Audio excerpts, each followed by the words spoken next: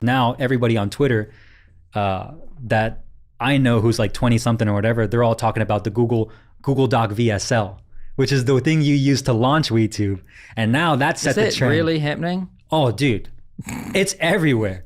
Everyone's doing a Google Doc VSL, like Loom Video Google Doc VSL. Like that started a trend in itself. I'm telling you, from the I'm Back video, the YouTube ads mentioned, that started a trend because that got me into it. Then the YouTube organic, that started a trend. And then it was the Google Doc VSL, the Sell WeTube, which was like, it literally shifted the paradigm of everybody. Like you can do that? Like no one thought you could do that. Now they're doing it. Just be direct, go for it. And then the way the content is constructed is changing and everyone's doing mastermind. It's sick. It's sick. You're starting trends here, Sam. You're a trendsetter. Mystic Mac.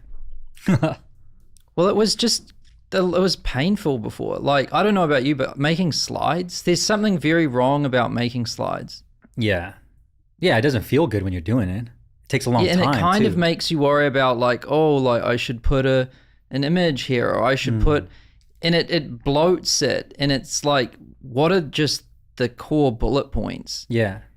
And if you only have one page, it forces you to be like, is that necessary? Because you have to fit everything onto one page. Yeah.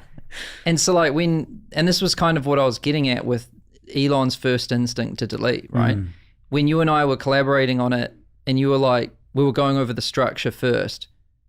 So I was like, give me the structure. Like what's the minimum number of modules in what order to be profitable with YouTube ads? And then you can probably remember, I always was asking you, make it simpler. Can we remove that? Yeah. And you were like, ooh, like everyone always makes those kind of...